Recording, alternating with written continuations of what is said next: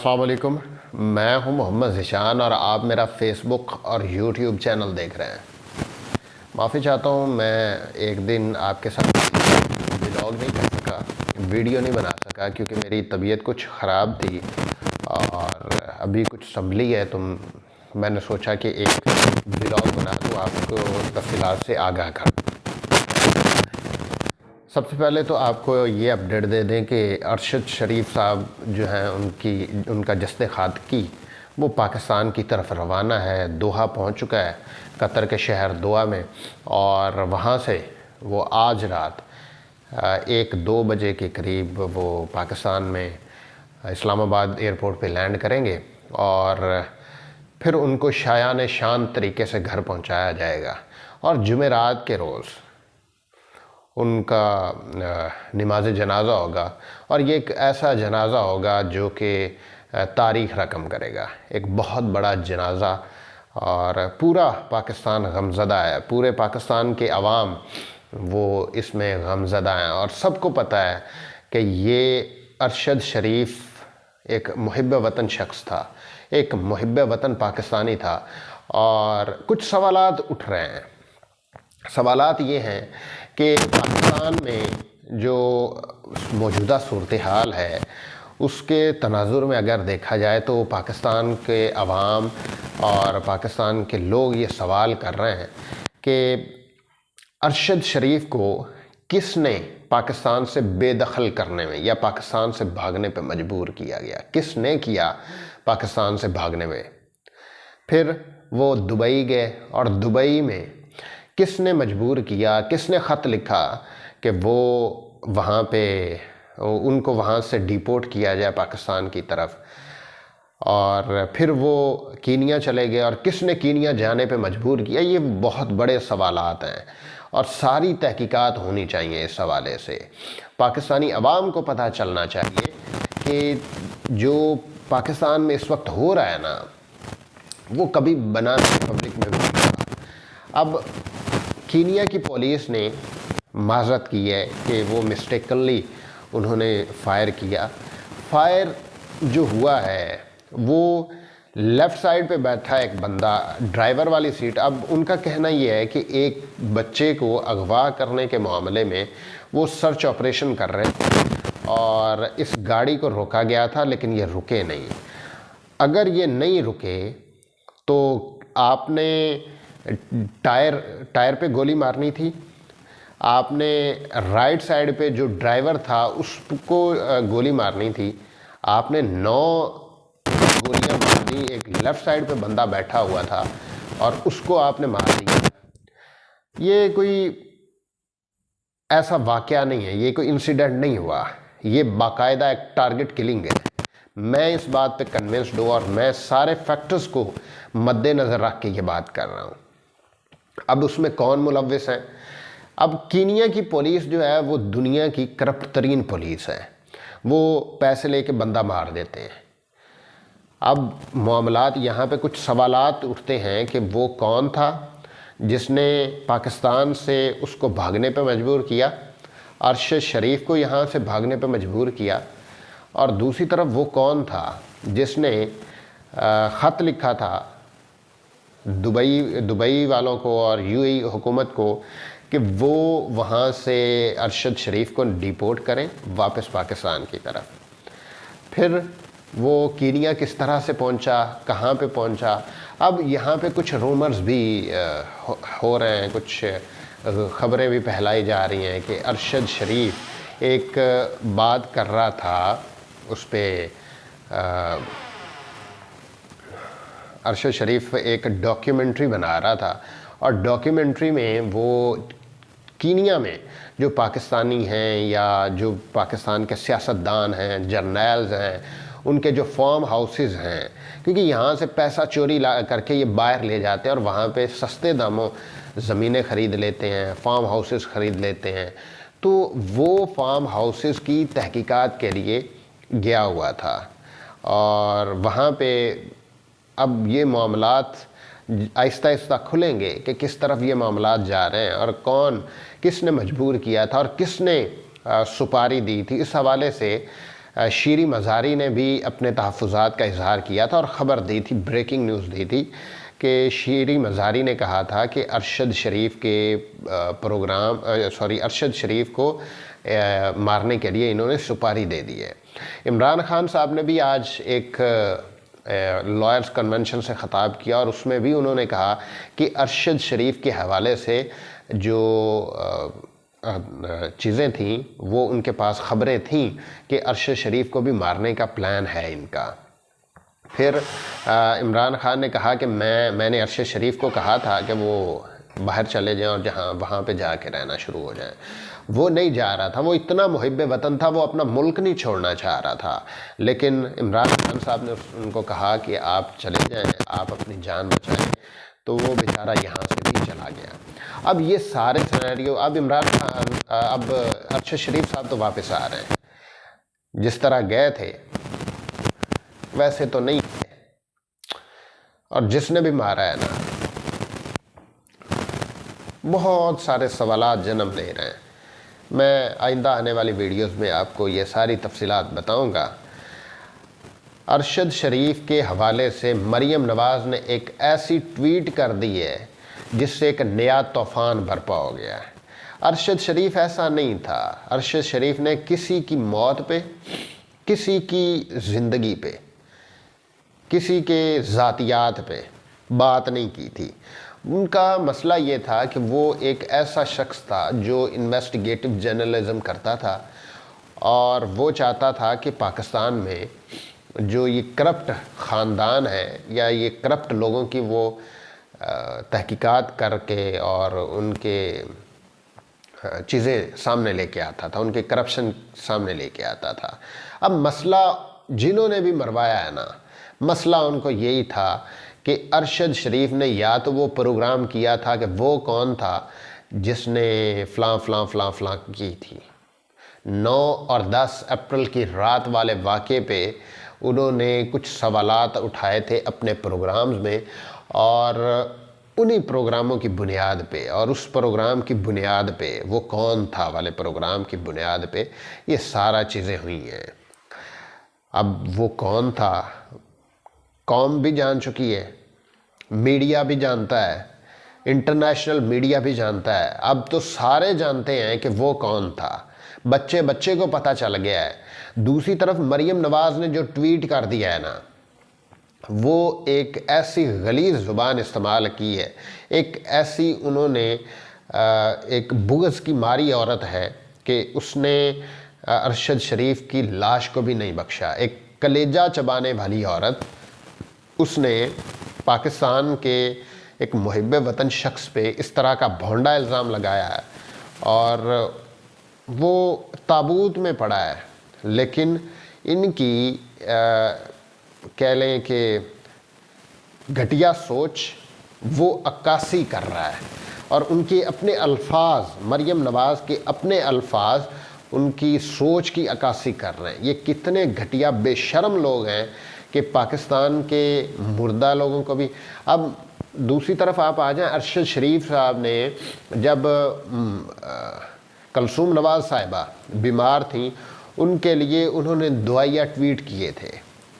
जब वो अल्लाह को प्यारी हो गई, चली गई, तो उसके हवाले से उन्होंने उनकी मग़फ़रत की दुआ भी की थी। तो अरशद शरीफ तो ऐसा नहीं था, उसने तो कभी ऐसा नहीं कहा था। अरशद शरीफ का तो मसला था करप्शन।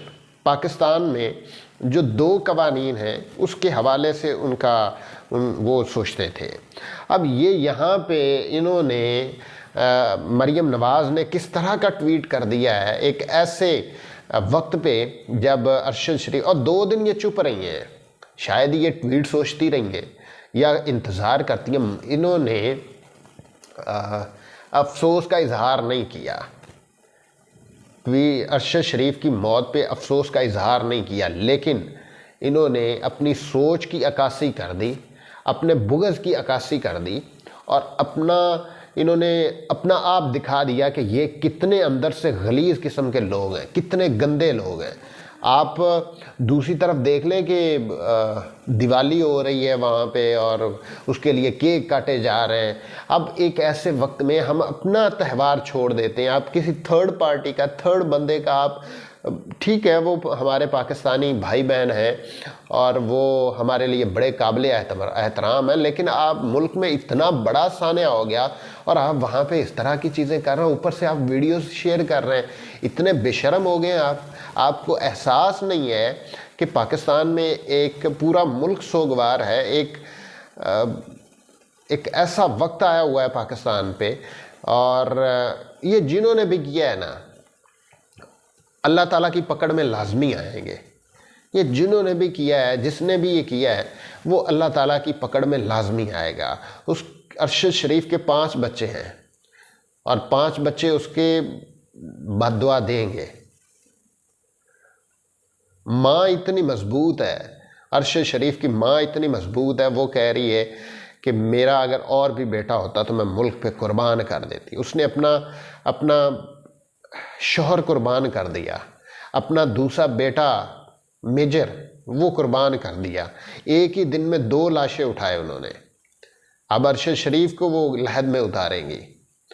तो आप तो उनके खाक की बराबर भी नहीं है। ये शरीफ ख़ानदान बेशरम लोग डीलें करके आए हैं, और जिन्होंने डीलें की हैं ना, जिनके साथ डीलें हुई हैं, ये हैं वो असल कातिल। इन्होंने ये कत्ल किया है। अरशद शरीफ का कत्ल उनके सर होगा जिन्होंने ये डीलें की हैं, जिनके साथ डीलें हुई हैं, जिन्होंने इनको हम पे मुसल्लत किया है।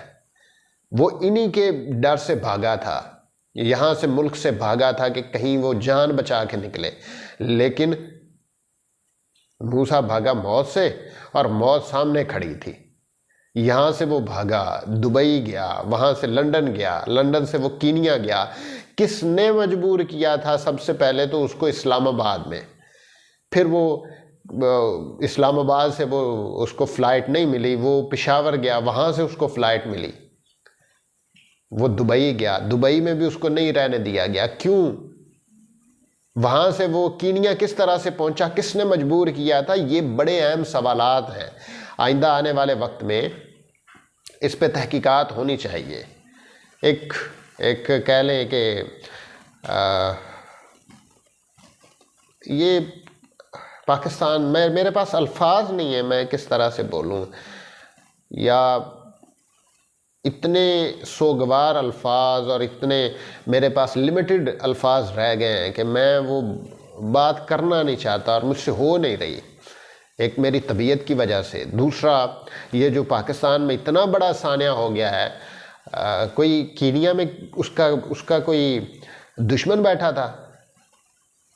अब एक बंदे को पाकिस्तान में थ्रेट्स मिल रहे हैं, उसको दुबई में थ्रेट्स मिल रहे हैं, उसको लंदन में थ्रेट्स मिल रहे हैं, और वो फिर कीनिया जाता है। वहाँ पे तो एक भूखे शेर के आगे अब खुद को डालने वाली बात होगी ना।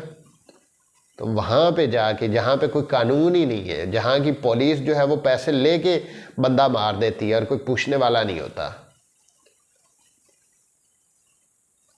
फैसला पाकिस्तान की आवाम करेंगे। कब तक ये चलेगा? कब तक ये हम पे, ये कुछ जर्नैल, कुछ लोग हम पे मुसल्लत रहेंगे? फैसला उन्होंने करना है, पाकिस्तानी अवाम ने करना है, और ये बहुत जल्द पाकिस्तान इस सारी चीज़ों से आज़ाद हो जाएगा। बहुत जल्द पाकिस्तान के मुस्तकबिल का फ़ैसला हो जाएगा। हकीकी आज़ादी के लिए अरशद शरीफ ने पहली कुर्बानी दी है और हम सब देने के लिए तैयार हैं। आप कितनों को मारेंगे? कितनों को आप उठाएंगे? कहाँ पे लेके जाएंगे? वहीं पे आप उधर जंगलों में, उधर पहाड़ों में आप मार के फेंक देंगे तो क्या ये सब कुछ रुक जाएगा? जिसके ज़मीर की आवाज़ है ना, जिसने बोलना है ना, वो लाजमी बोलेगा। आप देखेंगे डरने वाला कोई नहीं है यहाँ पे। सबसे ज़्यादा नुकसान किसने पहुँचाया? इसी रिजीम चेंज ऑपरेशन के बाद जो हम पे मुसल्लत हुए हैं, इन्होंने पहुँचाया है ना, और उसके लाने वालों ने पहुँचाया है। इतना नुकसान तो पाकिस्तान में कभी नहीं हुआ जितना इन्होंने कर दिया है हर तरफ से। एक शख्स ने पाकिस्तानी अवाम को और पाकिस्तान के जो फ़ौज है उसको आमने सामने कर दिया। इससे बड़ा नुकसान और क्या होगा। पाकिस्तान और पाकिस्तानी अवाम और फ़ौज एक दूसरे के लिए लाज़िम व मलज़ूम थे, लेकिन एक शख्स के फैसलों ने, एक शख्स की चाहत ने इन दोनों को आपस में लड़वा दिया और कितना नुकसान पहुंचाएंगे। यही सबसे बड़ा नुकसान है। अगर आप देखें तो दूसरे लोग करते रहे, पाकिस्तान में और भी बहुत सारी चीज़ें हो रही हैं।